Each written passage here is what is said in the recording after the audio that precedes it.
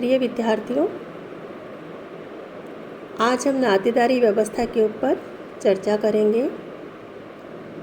आप सभी को पता है कि नातेदारी व्यवस्था भी हमारे सामाजिक संगठन का मौलिक और प्राचीन आधार है। नातेदारी व्यवस्था हमारे जीवन में बहुत ही महत्वपूर्ण है, क्योंकि नातेदारी व्यवस्था के माध्यम से ही हम अपनी परिस्थिति और भूमिकाओं को अच्छी तरीके से समझ पाते हैं। एक तरह से हम यह भी कह सकते हैं कि नातेदारी व्यवस्था व्यक्तियों और परिवार को जोड़ने वाली एक कड़ी के रूप में जानी जाती है। आप ये भी कह सकते हो कि नातेदारी व्यवस्था समाज द्वारा स्वीकृत सामाजिक संबंधों की व्यवस्था है। मतलब इन संबंधों को समाज की स्वीकृति होना ज़रूरी है। नातेदारी में हम देखते हैं कि हमारे अधिकार, कर्तव्य, दायित्व सभी सुनिश्चित किए जाते हैं और हमें किस व्यक्ति के साथ कैसा व्यवहार करना है, परिवार की जो इकाइयाँ होती है उसके बीच में हमारे संबंधों को हमें किस तरह से निभाना है, ये सभी नातेदारी के माध्यम से हमें पता चलता है। इस प्रकार से हम देखते हैं कि व्यक्ति और परिवार को जोड़ने वाली एक महत्वपूर्ण कड़ी होती है हमारी नातेदारी। प्राथमिक रूप से अगर हम देखें तो नातेदारी व्यवस्था या नातेदारी प्रजनन पर आधारित होती है। मानव की जननी इच्छा ने ही रक्त और विवाह पर आधारित नातेदारी संबंधों को जन्म दिया है। अब रक्त संबंध किसके बीच में होते हैं? तो रक्त संबंध माता और संतानों के बीच में होते हैं। अतः ये संबंध समान रक्त संबंधियों में पाए जाते हैं। और दूसरे संबंध जो बनते हैं वो होता है विवाह के बाद में। यदि हम देखें तो नातेदारी संबंध जैविक इच्छा के कारण पनपते हैं, परंतु इन संबंधों में समाज की स्वीकृति बहुत ही महत्वपूर्ण होती है। एक उदाहरण आप दे सकते हैं कि जैसे गोद लिया हुआ पुत्र सामाजिक स्वीकृति के परिणाम स्वरूप ही पुत्र माना जाता है। जब तक उसको समाज की स्वीकृति नहीं मिलेगी तब तक उसको पुत्र के रूप में, नातेदारी के रूप में उसको मान्यता नहीं मिलेगी। इसी प्रकार एक जनजाति है टोड़ा जनजाति। वहाँ पर एक प्रथा पाई जाती है जिसे हम कहते हैं बहुपतित्व प्रथा। अब यहाँ पर जो पितृत्व है उसका निर्धारण किया जाता है एक अनोखी प्रथा से, जिसमें एक धनुष बाण भेंट करने वाला एक संस्कार होता है जिसे पुरुष तोमी संस्कार कहते हैं। चूँकि यहाँ पर बहुपतित्व प्रथा है, एक स्त्री के कई पति होते हैं, तो अब बच्चे को किसका नाम मिलेगा इसका निर्णय किया जाता है इस प्रथा के माध्यम से। और जब स्त्री गर्भवती होती है तो उसके 5वें महीने में जो स्त्री का भाई होता है वो उस स्त्री को धनुष बाण भेंट करता है, और जो धनुष बाण भेंट करता है वही उस संतान का पिता माना जाता है। तो इस प्रकार से हम नातेदारी को समझ सकते हैं। नातेदारी को अगर हम परिभाषित करें तो हम देखते हैं कि चार्ल्स विनिक की परिभाषा बहुत ही अच्छी है नातेदारी के ऊपर, जो ये कहते हैं कि नातेदारी व्यवस्था में समाज द्वारा स्वीकृत काल्पनिक और वास्तविक वंशानुगत संबंधों को गिना जाता है। समाज द्वारा स्वीकृत काल्पनिक और वास्तविक कैसे संबंध? वंशानुगत संबंध। तो इस प्रकार से हम देखते हैं कि नातेदारी 2 प्रकार की होती है। पहली नातेदारी होती है विवाह संबंधी नातेदारी, और दूसरी नातेदारी होती है वो होती है रक्त संबंधी नातेदारी। अब विवाह संबंधी नातेदारी वो नातेदारी होती है जब 2 व्यक्ति आपस में विवाह करते हैं और यह विवाह सामाजिक और कानूनी आधार पर मान्यता को लिए हुए होना चाहिए। अब इसमें पति और पत्नी विवाह के माध्यम से एक नातेदारी में बनते हैं। 2 व्यक्ति नातेदारी में बनते हैं, लड़के और लड़की, जिसको नाम दिया जाता है पति और पत्नी। तो इन संबंधियों को परस्पर संबोधित करने वाली कड़ी या बंधन विवाह होता है। पति पत्नी कब बनेंगे? जब उनकी शादी होगी, विवाह होगा। इनमें किसी भी प्रकार का रक्त संबंध नहीं होता। पर यदि जब एक पुरुष का विवाह होता है तो उसका अन्य व्यक्तियों के साथ संबंध स्थापित हो जाता है, क्योंकि विवाह के बाद उस व्यक्ति को नए नए पद मिलते हैं और नई नई परिस्थितियों का निर्वाह करना पड़ता है। कौन कौन से नए पद मिले विवाह के बाद व्यक्ति को? जैसे एक व्यक्ति जो अभी तक कुंवारा था, अब पति बन गया किसी का, दामाद, जीजा, फूफा, मौसा, साड़ू, बहनोई, ये सब नए पद और परिस्थिति व्यक्ति को प्राप्त होते हैं। इसी प्रकार एक लड़की है, वह बन जाती है किसी की पत्नी, किसी की चाची, किसी की मामी, किसी की जिठानी आदि। तो इस प्रकार से हम देखते हैं कि जो विवाह के बाद में हमें नए नए पद प्राप्त होते हैं, नई नई परिस्थितियाँ प्राप्त होती हैं, उसको हम कहते हैं विवाह संबंधी नातेदारी। जैसे कि पति पत्नी, दामाद ससुर, जीजा साला, जीजा साली, मौसा भांजा, साला बहनोई, सास बहू, ससुर पुत्र वधू, देवर भाभी, ननद भाभी, देरानी जिठानी, ये सब नातेदारी हमको विवाह के माध्यम से ही प्राप्त होती है। इसी प्रकार दूसरी महत्वपूर्ण आधार है नातेदारी का भेद है, जिसको हम कहते हैं रक्त संबंधी एवं कल्पनात्मक नातेदारी। अब रक्त संबंधी भी कैसे होते हैं?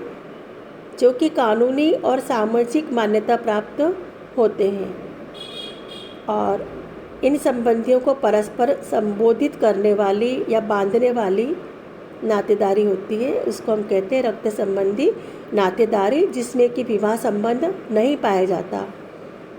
इसमें जो हमारे संबंधों का निर्धारण होता है, नातेदारी का निर्धारण होता है, वह जन्म से होता है, रक्त तथा गोद आदि से संबंधित होते हैं। तो हम देखते हैं कि इस प्रकार के जो संबंध होते हैं उसका आधार जैविकीय होता है, परंतु इसमें समाज की मान्यता होना भी आवश्यक है।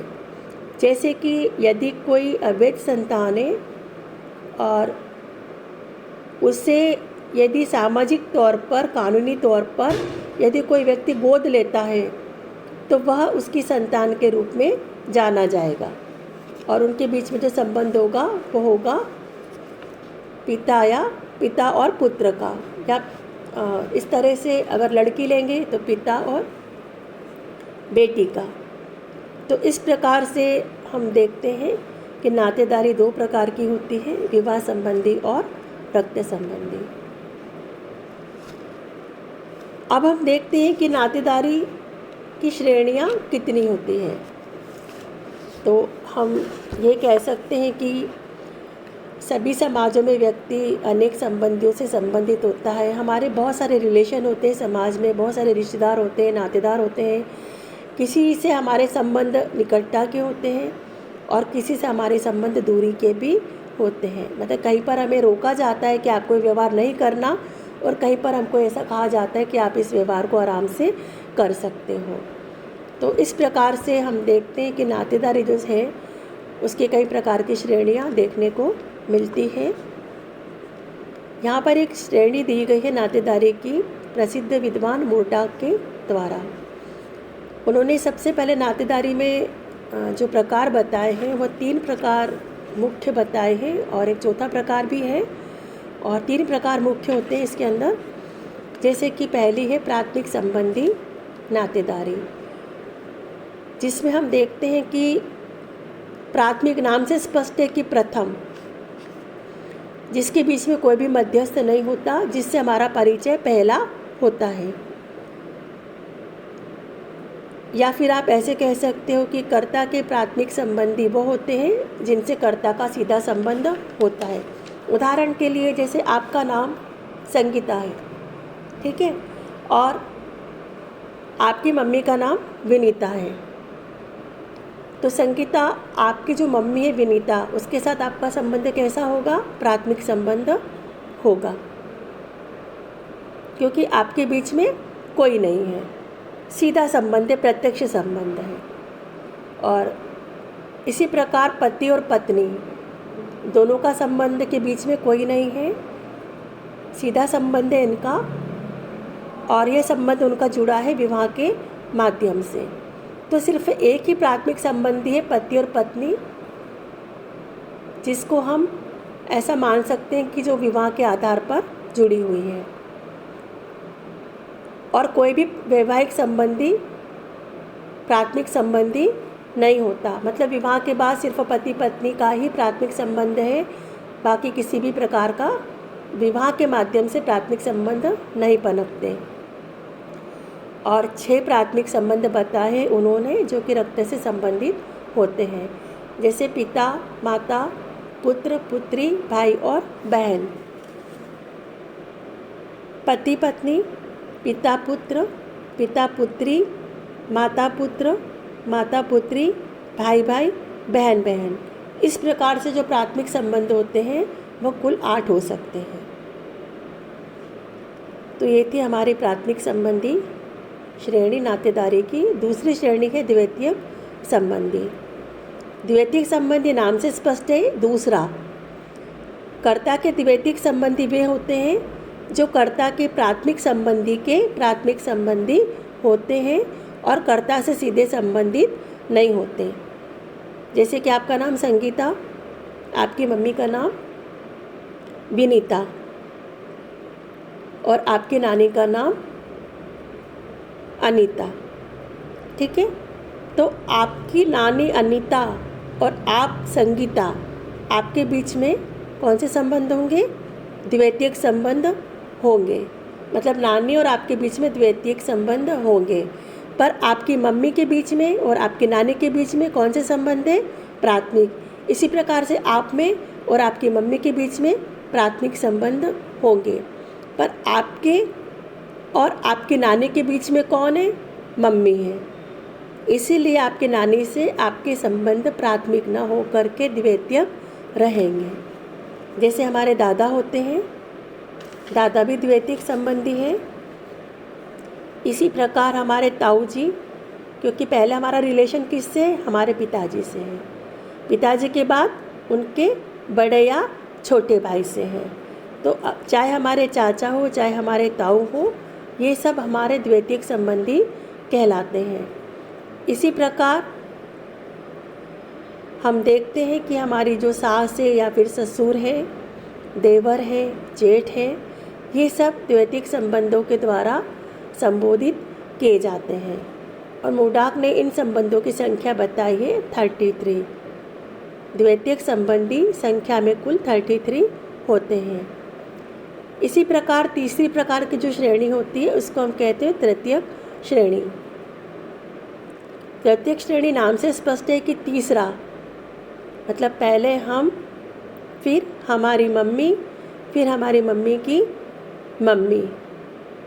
तो इस प्रकार से हम देखते हैं कि कर्ता के प्राथमिक संबंधी जो होते हैं उसको हम कहते हैं द्वितीयक संबंधी। जैसे कि हमारी परनानी, क्योंकि पहला संबंध हमारा किससे हुआ? अपनी मम्मी से। उसके बाद द्वितीयक संबंध किससे हुआ? हमारी नानी से। और द्वितीयक संबंध किससे हुआ? हमारी परनानी से। यहाँ पे सारी जनरेशन आ गई ना। तो इस प्रकार से आप कह सकते हो कि जो हमारे अर्थात कर्ता के प्राथमिक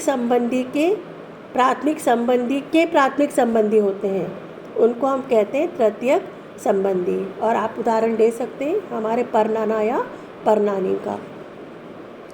इसी प्रकार एक अन्य कैटेगरी है दूर के संबंधी।